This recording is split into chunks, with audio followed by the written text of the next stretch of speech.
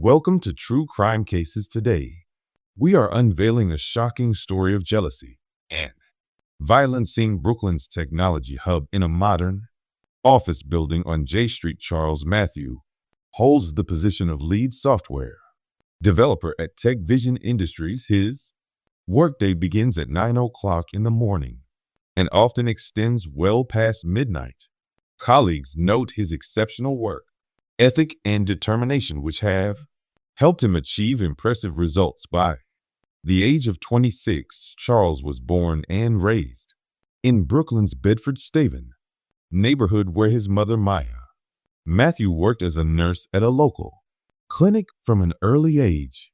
He showed remarkable aptitude for mathematics and programming. By the age of 11, he was already creating simple computer games, and by 17, he had developed his first mobile application. His academic achievements were so impressive that he received a full scholarship to the Massachusetts Institute of Technology. Neighbors remembered Charles as a quiet, polite teenager who rarely participated in the typical street activities of the neighborhood. He spent most of his time at home working on his computer or studying. He was always special, recalls Mrs. Cooper, who lived next door. While other kids played in the street, Charles stayed home and studied. His mother was very proud of that. After graduating from MIT with honors, Charles received several job offers from leading technology companies, including positions in Silicon Valley. However, he decided to return to Brooklyn, explaining this choice by his desire to be closer to his mother. This decision surprised his university friends, who knew about more lucrative offers from California at Tech Vision Industries. Charles quickly established himself as a talented specialist. Over 3 years, he led several major projects and received 4 promotions. His annual income exceeded $210,000, allowing him to purchase a spacious apartment in the prestigious Dumbo neighborhood. However, contrary to his colleagues' expectations, he continued living in his mother's old house in Bedford-Stuyvesant, using the new apartment only as a remote work office. Charles' colleagues noted peculiarities in his behavior. Despite his natural charm and attractive appearance, he avoided corporate events and rarely socialized with colleagues outside of work. Every day at exactly 5 o'clock in the evening, he would receive a call from his mother, after which he would immediately head home, regardless of the importance of ongoing work. Sarah, his immediate supervisor, recalls an incident when Charles suddenly left an important meeting with clients after receiving a call from his mother. It was strange, she says. We were in the final stages of negotiations for a $12 million contract, but he just got up and left, saying something about family obligations. The psychological pressure from his mother manifested in small details noticed by those around him. Charles always wore shirts of certain styles and colors chosen by Maya. His lunches invariably consisted of home-cooked meals prepared by his mother.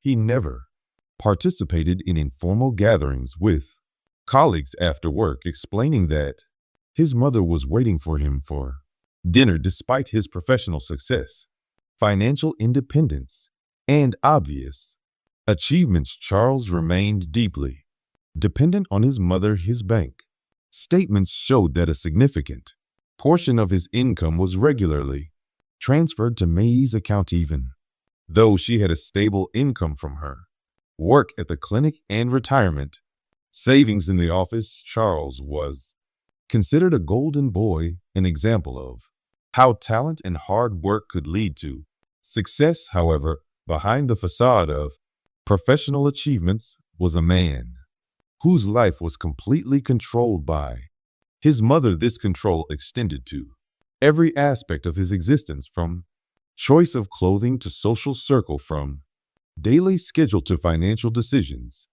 Maya Matthew was born in 1971 in Baltimore, Maryland, according to police archives. Her early years were marked by constant relocations and changes of Cherna. At the age of 17, she became involved in a human trafficking network, where she initially worked as a lawyer for potential victims. FBI documents show that between 1987 and 1993, she collaborated with a criminal organization known as the Eastern Brotherhood. In 1994, Maya agreed to cooperate with federal authorities, providing key evidence against the organization's leaders. In exchange for her testimony, she received immunity from prosecution and was placed in the Witness Protection Program under a new identity.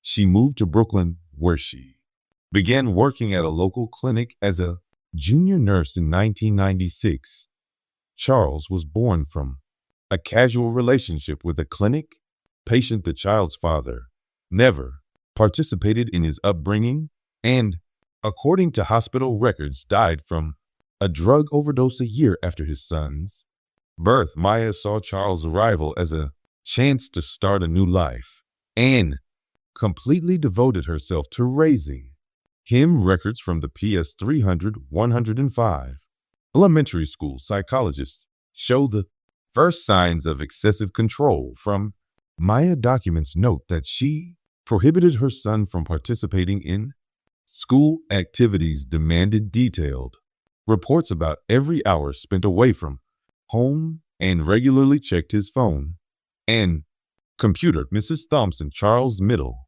school math teacher, recalls Maya would appear at school without warning, checking who her son was socializing with. Once, she caused a scene because Charles stayed after classes to work on a project with a female classmate. In 2010, when Charles received his scholarship to MIT, Maya insisted on renting an apartment in Cambridge and spending every weekend there. University security records show that she visited campus an average of 3 times a month, which was unusual even for the most devoted parents. Neighbors in Bedford stint no oddities in May's behavior. Mr.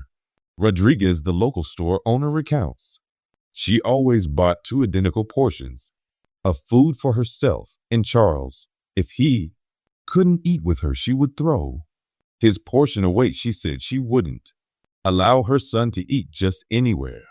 Medical records from the clinic where Maya worked indicate several instances of conflicts with colleagues. In 2019, she received a reprimand for using the patient database to investigate a girl Charles was trying to date. The clinic's head nurse, Patricia White, testifies Maya was obsessed with protecting her son from unworthy women.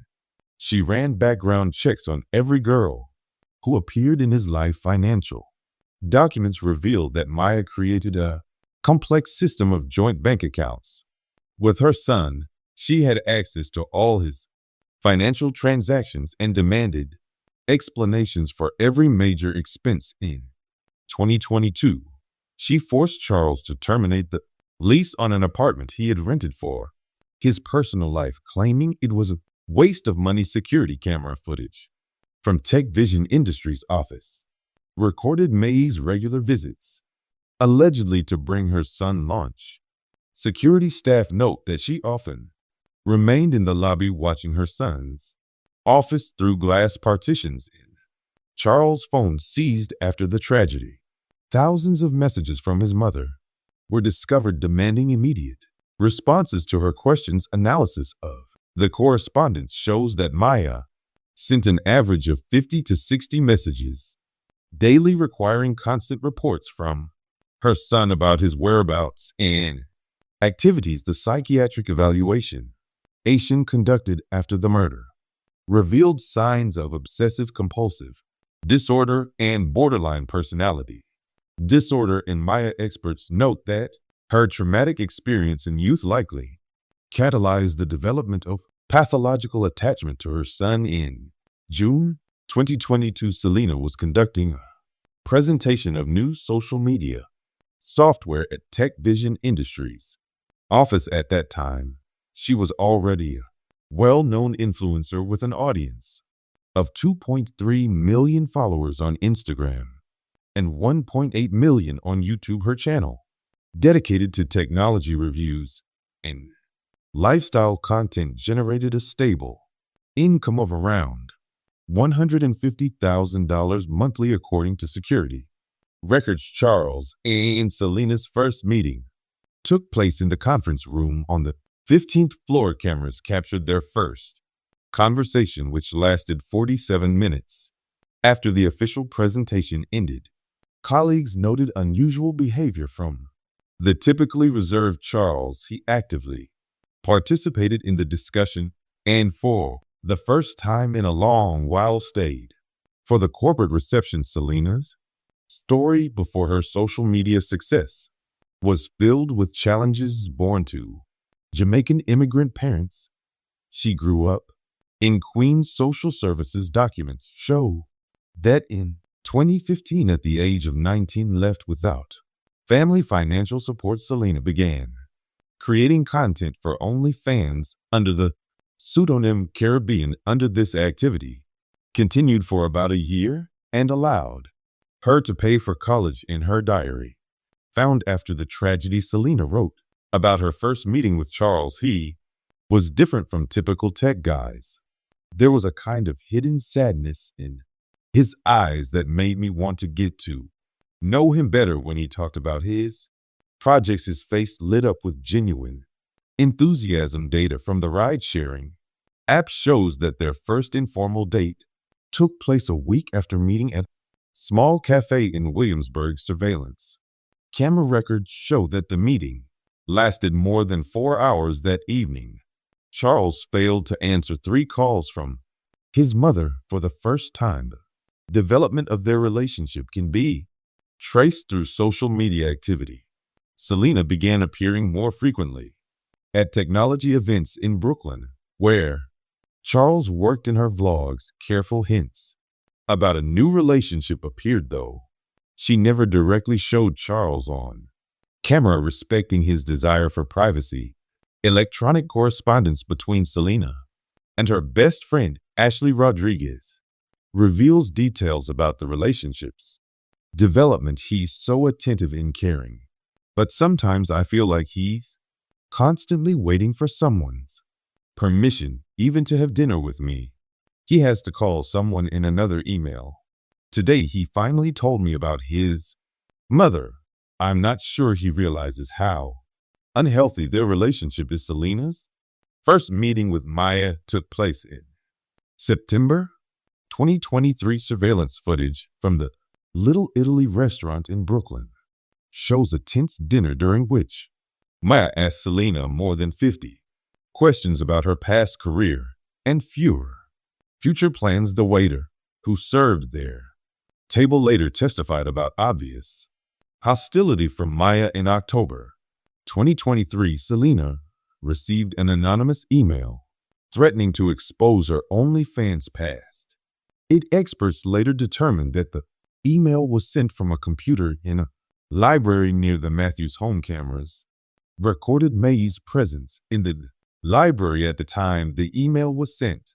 Despite the pressure, Charles and Selena's relationship continued to develop. In December 2023, they announced their engagement to a small circle of friends. Selena began the process of removing all content related to her OnlyFans past and hired digital reputation protection specialists. In her last personal blog post dated 1 week before the wedding, Selena wrote, "I've never felt so happy and so scared at the same time. Something tells me this is just the beginning of real problems, but I love him and I'm ready to fight for our happiness." Phone records show that in the final weeks before the wedding, the number of calls from Maya to her son increased to 30 to 40 per day. Charles began ignoring some of them for the first time, which, according to neighbors, caused Maya to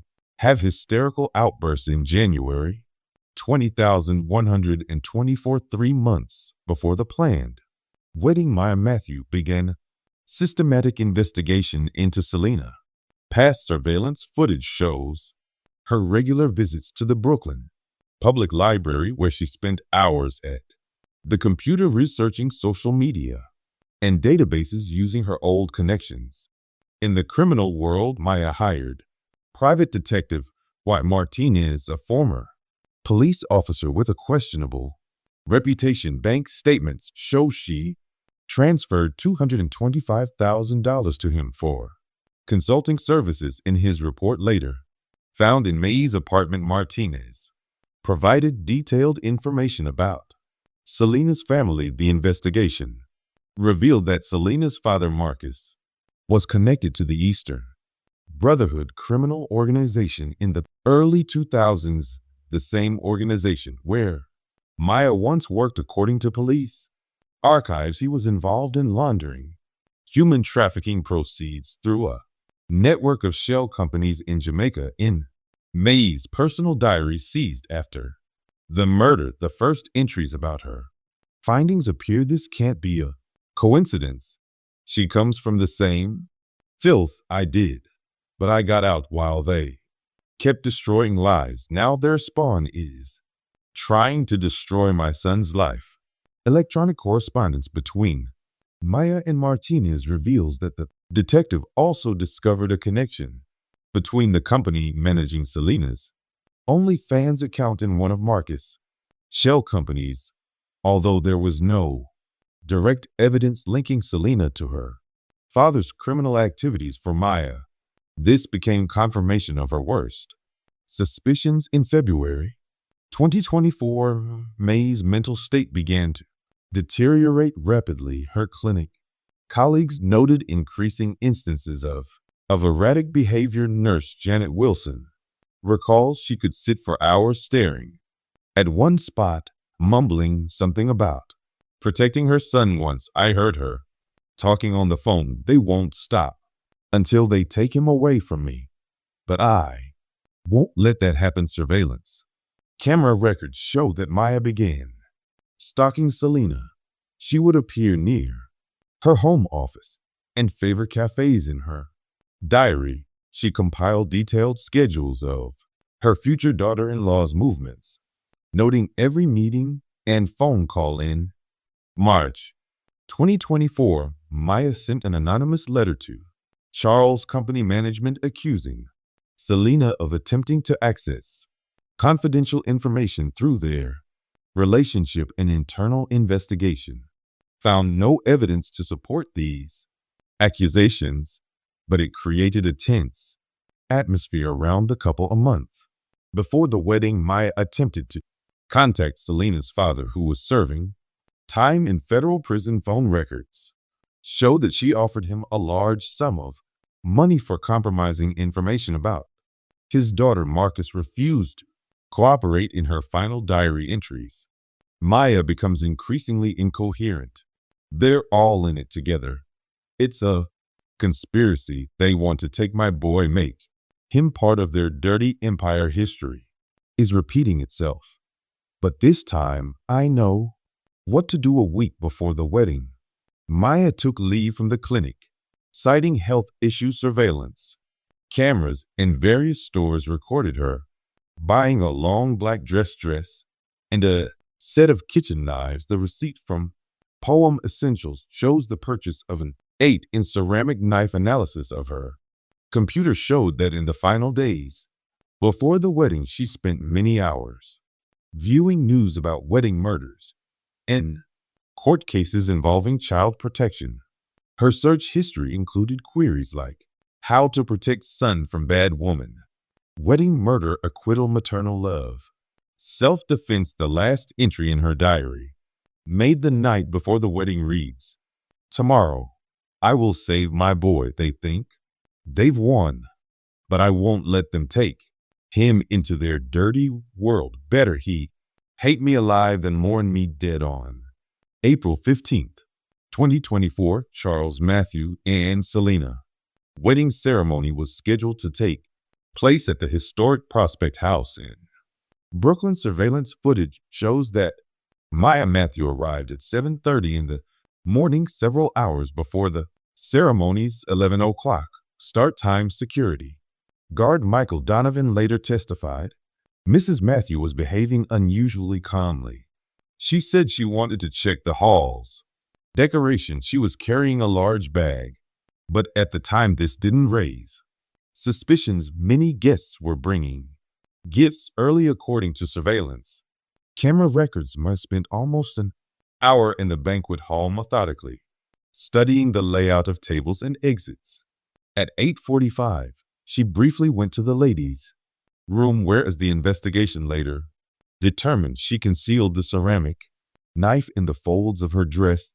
First guest B began arriving at 10 o'clock. Records show that Maya took her place in the front row, maintaining an unnatural calm. The wedding coordinator, Sarah Mitchell, noted in her testimony, usually mothers of grooms are nervous. Fidgeting, Mrs. Matthews sat motionless like a statue, never taking her eyes off the central aisle. At 10:55, Charles took his place at the altar. Cameras captured a brief conversation between him and his mother, according to the priest standing nearby. Maya said, "You will always be my little boy. I won't let them take you away." At 11:07, the wedding procession began. Selena, wearing a Vera Wang white dress, began her walk down the aisle to the traditional wedding march. Recordings from different cameras show that Maya slowly rose from her seat as the bride passed by. The events that occurred in the next 30 seconds were captured by cameras from different angles. At 11:09 and 15 seconds, Maya P. the knife from the folds of her dress. At 11:09 and 17 seconds, she took her first step toward Selena. At 11:09 and 2:02, the first scream was heard. The forensic examination determined that Maya stabbed Selena 17 times in the chest and neck area. The first strike hit the carotid artery, leading to massive blood loss. The subsequent strikes were delivered chaotically, but with tremendous force. Witnesses described the scene as a living nightmare. Maria Gonzalez, one of the bridesmaids, recounts Selena's white dress was turning red before our eyes. Maya continued stabbing even after Selena had fallen. There was a smile on her face. Charles, paralyzed by shock, didn't move for several seconds. Records show he finally rushed to Selena at 11:09 and 45 seconds, but it was too late. Maya, standing over the victim's body, kept repeating, "I saved you, darling. I saved you from them." The first police patrol arrived on scene at 11:13. Officers found Maya still standing next to the body, holding the bloody knife.